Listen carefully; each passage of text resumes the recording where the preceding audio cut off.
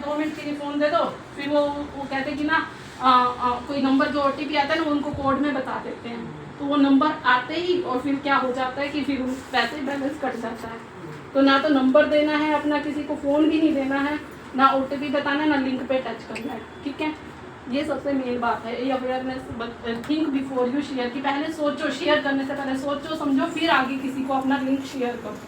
ठीक है, तो मेन बात ये थी। और एक मेडिएशन की बात, मेडिएशन के बारे में भी मैं बताना चाहती हूँ कि मेडिएशन क्या है कि देखो, 2 लोगों के बीच में आपसी झगड़ा होता है तो वो किसी तीसरे समझदार बंदे के पास जाता है।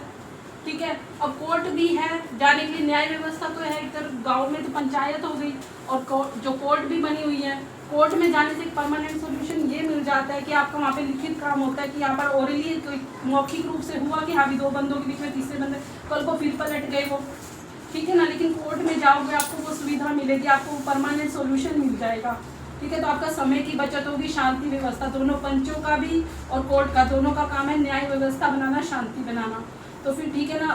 और सबसे बात है कि सबसे पहली बात तो यह है कि आपको मेन जो है अपनी समस्या को सुलझाना है। वो समस्या को सुलझाने के लिए आपको जरूरी नहीं कि कोर्ट के धक्के खाएं। अगर आपसी बातचीत से होता है तो आपसी बातचीत से करो, और नहीं होता अगर आपसी बातचीत से भी, तो फिर आप कोर्ट के पास जाओ। उसके लिए आपको विधिक सहायता फ्री में दी जाएगी, विधिक सलाह दी जाएगी।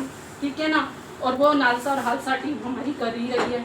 ठीक है, और अगर आप मेडिएशन से जाते हो तो मेडिएशन से जाने से समय की बचत होती है, खर्चा भी आपका नहीं लगता है। ठीक है ना, और जो भी आपका मेडिएशन होगा, मेडिएटर मेन काम क्या करता है, कोर्ट में दोनों पक्षों की बराबर से सुनेगा। ठीक है, फिर जो होगा वो कोर्ट के लिखित आदेश के अनुसार होगा। ठीक है ना, तो मेडिएशन का भी काम, आप मेडिएशन को फर्स्ट प्रेफरेंस दो। ये नहीं कि भाई कोर्ट में ही जाना है, समय बर्बाद करना है। मेडिएशन अगर होता है तो मेडिएशन के थ्रू कोर्ट अपना मुद्दा सुलझाइए। मेडिएशन नहीं होता तो फिर उसके बाद कोर्ट है, उसके लिए भी विधिक सहायता दी जाएगी।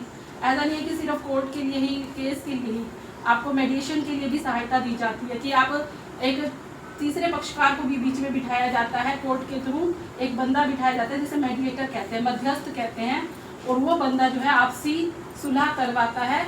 ये भी सहायता दी जाती है। अकाल पीड़ितों को सहायता दी जाती है। ठीक है ना, जो भी भूकंप है, दंगा है, उन सब में भी आर्थिक सहायता दी जाती है। विधवाओं को सहायता दी जाती है। सिर्फ एक ये नहीं कि केस की सहायता दी जाती है। तो नालसा के थ्रू बहुत सारी स्कीम्स है जिसमें हमें विधिक सहायता दी जाती है। धन्यवाद।